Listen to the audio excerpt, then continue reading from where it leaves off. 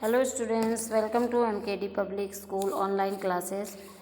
Today here I am your class teacher Ranjana Tripathi, class 7th. We are going to learn a story, The Musical Genius Tansen. आज हम पढ़ेंगे तानसेन के बारे में, कैसे वो कहाँ पैदा हुए थे और किस प्रकार वो राजा अकबर के दरबार में पहुँचे थे. तो चलिए हम अपना ये चैप्टर स्टार्ट करते हैं. Tansen the musical genius. Musical genius यानी संगीत के महान विद्वान. तो almost exactly in the centre of India is a town called Gwalior. In this town is the Tom of Tansen, one of the greatest musician that ever lived. Next to his beautifully carved stone tombs stand a little terminate tree. It is believed that by eating a leaf of this tree and touching the tomb, a singer can improve his voice. तो लगभग भारत के एक शहर है ग्वालियर, उसी के मध्य में, ग्वालियर शहर के मध्य में एक कस्बा है, वहीं पे तानसेन का मकबरा बना हुआ है. और उसी के बगल जो है, तानसेन कौन थे? महान संगीतज्ञ थे जो अकबर के दरबार में गाना गाते थे. कहा जाता है कि जब वो गाना गाते थे, राग, कई प्रकार के राग होते थे. राग दीपक जब वो गाते थे तो दीपक जल जाते थे उनके गाने से. राग मल्हार जब गाते थे तो वो जब राग मल्हार गाना स्टार्ट करते थे तो बारिश होने लगती थी.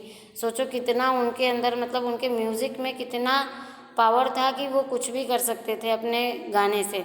तो टॉम का मतलब होता है एक मकबरा है, और माना जाता है, और उसी के बगल एक इमली का पेड़ है. ये माना जाता है कि अगर उनके मकबरे को छुआ जाता है तो वो जो गायक है, जो गायक बनना चाहते हैं, उनकी आवाज़ जो है वो बहुत ही इम्प्रूव, गायक आवाज़ इम्प्रूव होती है, वॉइस इम्प्रूव होती है, गायकी में सुधार आता है. in its sound, if this sound like magic, the story of Tansen is equally magical. अगर ये आपको लगता है कि ये जादुई है तो सच बात है कि उनका जो कहानी है वो भी एक जादुई किस्से की तरह है. Even today many famous musicians follow the style of music created by Tansen, known as the Gwalior gharana. और ये माना जाता है आज भी ग्वालियर घराने के नाम से प्रसिद्ध है. लोग तानसेन जी जो थे, संगीतज्ञ जी थे, उनके रागों को आज भी वो अपने गाने में इंक्लूड करते हैं, सम्मिलित करते हैं. About 400 years ago in a village near Gwalior lived a wealthy poet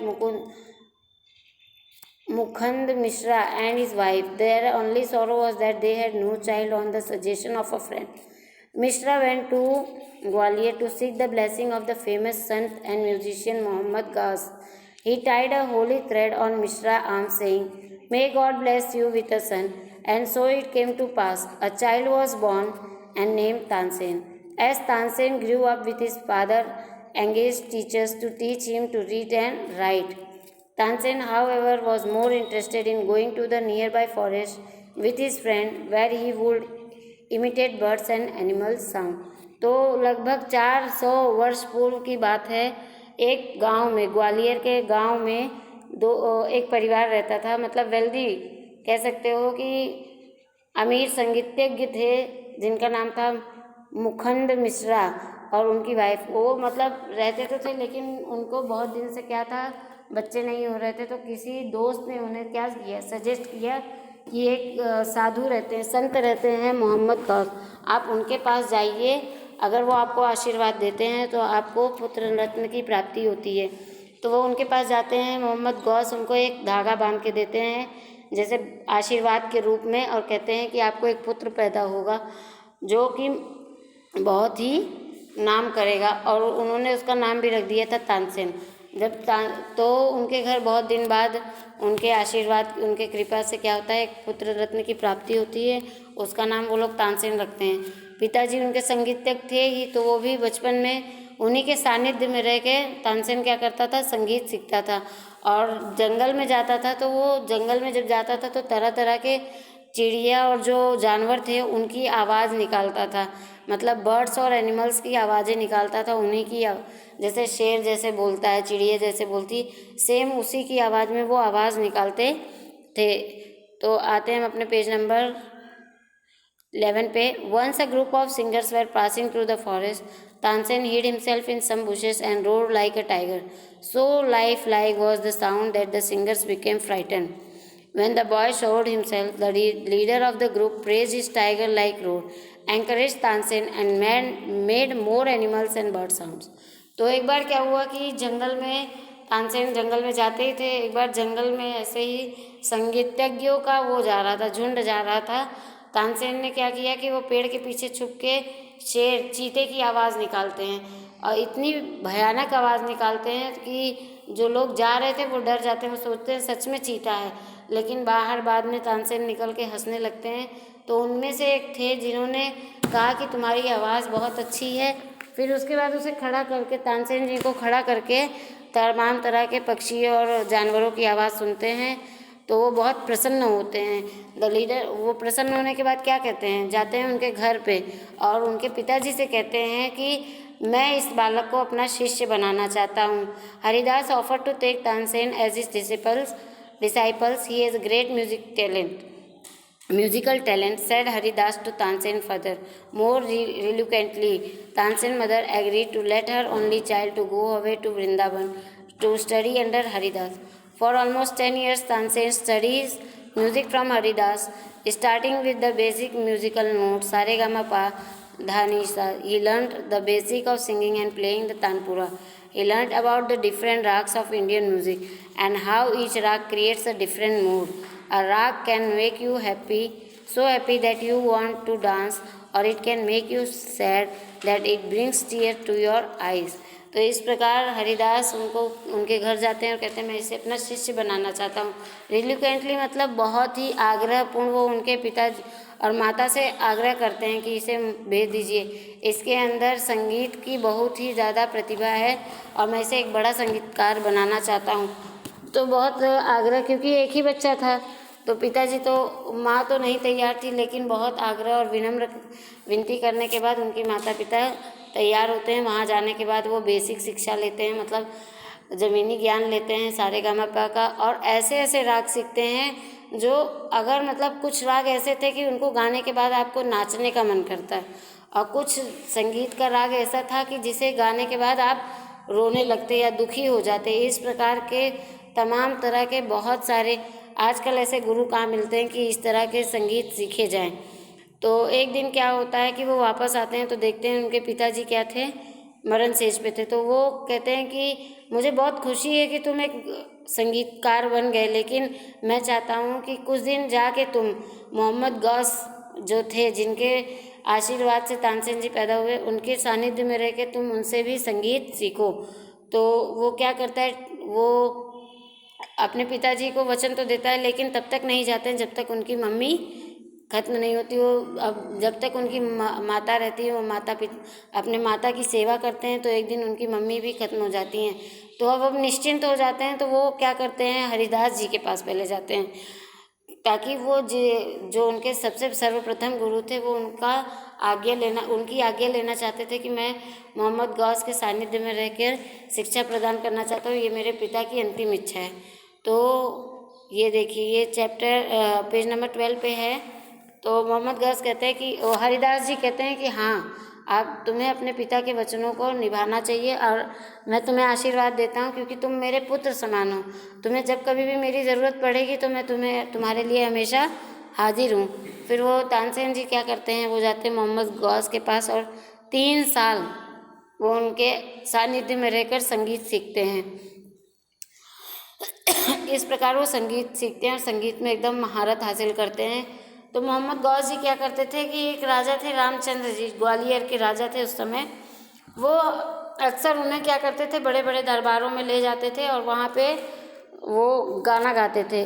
तो एक दिन क्या हुआ, ग्वालियर के राज दरबार में उन्हें वहाँ पे एक सुंदर सी महिला दिखती हैं जिनका नाम हुसैनी था। वो राज दरबार अटेंड करती थी, मतलब आती थी राज दरबार में, बराबर उनका आना जाना था। वो इतनी सुंदर थी कि तानसेन जी उनसे शादी कर लेते हैं। और उसके बाद जब मोहम्मद गौस उन्हें छोड़ देते हैं तो वो क्या करते हैं, वो उनका घर छोड़ के, मतलब जब तक मोहम्मद गौस के सानिध्य में थे तो उनकी भी देख रेख सेवा करते थे, अपनी बीवी को भी लेके उन्हीं के पास रहते थे, वो उनको अपने बच्चे की तरह मानते थे मोहम्मद गौस। तो फिर एक बार क्या हुआ कि रीवा के राजा थे रामचंद्र, उनके द्वारा बुलावा आया तानसेन जी को वहाँ गायकी वो करने के लिए।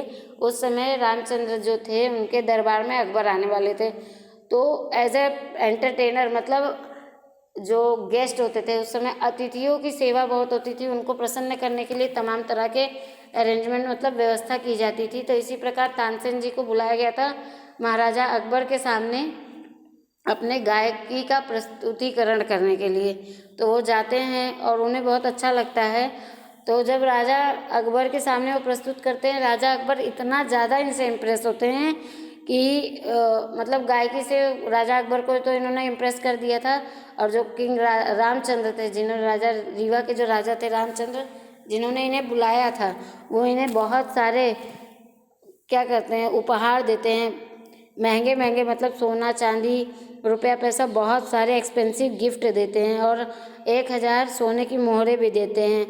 तो फिर इसी प्रकार एम्परर क्या थे, इनके गायकी से बहुत प्रसन्न हुए, वो अपने घर चले जाते हैं। उसके बाद फिर वो वापस एक दिन आते हैं और राजा रामचंद्र जी से कहते हैं, रिक्वेस्ट करते हैं कि मैं चाहता हूँ कि तानसेन जी मेरे दरबार की शान बने। अब राजा रामचंद्र जी, उनको तो भाई कोई भी अगर होगा, वो कोई भी व्यक्ति होगा, एक बुद्धिमान व्यक्ति, एक सम्मानित व्यक्ति को अपने पास से नहीं जाने देना चाहता है।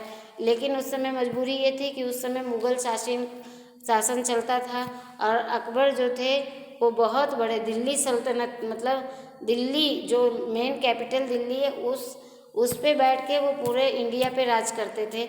और राजा जो रामचंद्र जी थे वो तो एक छोटे से गांव के राजा थे, तो इसलिए उन्हें मना नहीं किया और तानसेन को वहाँ पे परमानेंटली भेज देते हैं। तो अकबर जी ये दिया है यहाँ पे ये king Ramchandra did not want to part with Tansen. Part मतलब अपने तानसेन से वो अलगाव नहीं होना चाहते थे, लेकिन but he could not afford to displease the powerful Akbar. After all Akbar was the emperor of India.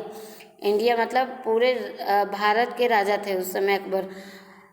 Ramchandra was only the king of a small state in Akbar emperor. तो बताया मैंने कि अकबर जो थे पूरे भारत के राजा थे और वो एक छोटे से राज्य के राजा थे, तो इसलिए वो उन्हें नाराज़ नहीं कर सकते थे और इसलिए उन्होंने तानसेन जी को भेज दिया। So reluctantly king Ramchandra sent Tansen as a royal gift from one court to another aristocrat by his own man. तो एक राज्य से एक राजा के से उपहार स्वरूप, जैसे कहते थे ना पहले इंसान उपहार के रूप में बहुत बड़ा बड़ा दान करते थे, तो तानसेन जी को उन्होंने बेचा नहीं, उन्होंने एक उपहार के रूप में, गिफ्ट के रूप में अकबर जी को दे दिया। उसके बाद क्या हुआ, जब तानसेन जी उनके दरबार में आए, राजा जी इतने खुश हुए कि उन्होंने एक मतलब उनके नाम एक ज़मीन कर दी और फिर 9 रत्न, उस समय उनके दरबार में 9 रत्न थे। 9 रत्न कैसे, रत्न नहीं थे, तमाम ऐसे लोग थे जो अलग अलग क्षेत्र में अपने माहिर थे। जैसे तानसेन तो गायकी में थे और उस समय कौन थे उनके, अब्दुल रहीम जो थे वो बुक लिखते थे, मतलब साहित्य में फेमस थे। बीरबल जी अपने बुद्धिमानी से राजा को तमाम तरीके से के मुसीबत से बचाते थे, इस प्रकार से। और अब्दुल खान खाना थे, मतलब 9 लोग थे जो अपने क्षेत्र में महारत हासिल किए हुए थे। कोई संगीतज्ञ में, कोई आर्मी में अन्य सेना को प्रशिक्षण देने में उसके हेड थे। इस प्रकार से उनके दरबार में 9 लोग थे जो अपने क्षेत्र में बहुत महारत हासिल किए हुए काबिल पर्सन थे। उसी 9 रत्नों में उनको इंक्लूड कर दिया गया था। और beside performing in the court, Tansen would often sing along for the emperor. राज दरबार में तो गाते ही गाते थे, लेकिन अकेले में भी राजा के लिए वो संगीत करते थे, यानी गाना गाते थे। और सुबह उठने के लिए वो अलग गाना गाते थे, शाम को रात में सोने के लिए वो अलग राग जो होते थे, अलग राग के गाने गाते थे, जिससे वो अच्छे से उठते थे और अच्छे से सोते थे। There are many stories told about the power of Tansen music. It is said that when Tansen sang, birds and animals would gather to hear him. तो ये कहा जाता था, जैसे कि मैंने आपको बताया कि राग दीपक गाते थे तो आग जल जाती थी। दीपक जो मंदिर के थे वो अपने आप जल जाते थे, और जब राग मल्हार गाते थे तो उनके गाना गाने से उस जगह पानी बरसने लगता था।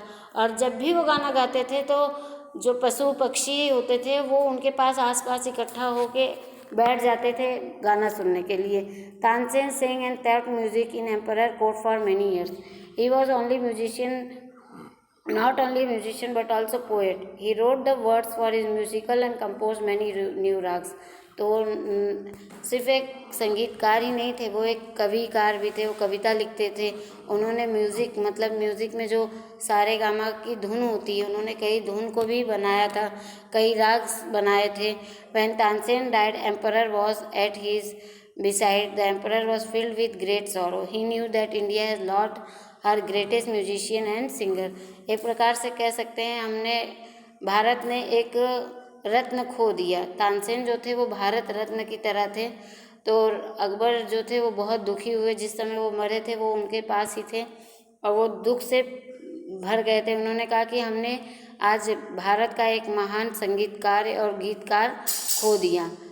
But Tansen music has lived on and been pass on from guru to disciples. इस तरह उनके शिष्यों उनके द्वारा उनके शिष्य भी कई बने। एक बार कहा जाता है कि कुछ दरबारी जो थे अकबर के, वो बहुत जलते थे, तो उन्होंने कहा कि राजा को उकसाया जाएगा और वो चाहते थे कि ये खुले में बैठ के राग दीपक गाए, तो जिससे ये जल के भस्म हो जाए। तो राग दीपक गाते थे तो अपने आप मंदिर में गाते थे तो दिया जल जाती थी, लेकिन राग दीपक गाने से इनके लिए भी एक खतरा था कि इनके आसपास आग लग जाएगी। तो उन्होंने क्या किया, जो उनके दरबारी थे जो इनसे जलते थे, तो अकबर जी ने कहा ठीक है, तो राग दीपक गाने के लिए तैयार हो गए। लेकिन उसके राग दीपक जैसे ही वो गाते हैं तो पूरे चारों तरफ आग लग जाते हैं। तो उनके जो और दरबारी थे जो इनसे जलते थे तानसेन जी से, वो बहुत खुश हुए, लेकिन उन्हें नहीं पता था कि तानसेन जी उनसे ज़्यादा बुद्धिमान थे। उन्होंने अपने शिष्यों को अपने आसपास बुला के खड़ा कर दिया था। जिस समय राग दीपक गाते हुए आग लग जाती है और तानसेन जी कुछ ही देर में जल के भस्म होने वाले रहते हैं, तो उनके शिष्य थे वो राग मल्हार गाने लगते हैं, जिससे क्या होता है उस जगह बारिश होने लगती है। इस प्रकार अपने बुद्धिमत्ता से उससे क्या करते हैं, तानसेन जी अपना बचाव करते हैं। ऐसे बहुत से किस्से हैं तानसेन जी के बारे में, उनके गायकी के बारे में। And every year in Gwalior near Tansen Tom a musical festival is held. Musician come over here all over India to perform and pay homage to Tansen. Homage उनके सम्मान में यहाँ पे हर साल ग्वालियर में क्या होता है, एक संगीत का मेला लगता है और दूर दूर से लोग यहाँ पे आते हैं। मेला है मेले में अपने संगीत गायकी का प्रदर्शन करने के लिए उनके सम्मान में यहाँ पे कार्यक्रम आयोजित किया जाता है। तो ये आपका लेसन कंप्लीट हो गया तानसेन का। और इसके बाद वर्ड मीनिंग है, tick the correct answer, filling the blanks, true false, ये सब आपको कर लेना है। एक्सरसाइज बुक में फिल करनी है। इसके बाद मैंने यहाँ पे सारा एक्सरसाइज आपका फिल कर दिया है। फिर ये है आपके हार्डवर्ड और क्वेश्चन आंसर, ठीक है। तो इसे आप अपने नोटबुक में लिखेंगे, कंप्लीट करेंगे। ये आपका चैप्टर हो गया, आप इसे लर्न कर लीजिएगा। Thank you so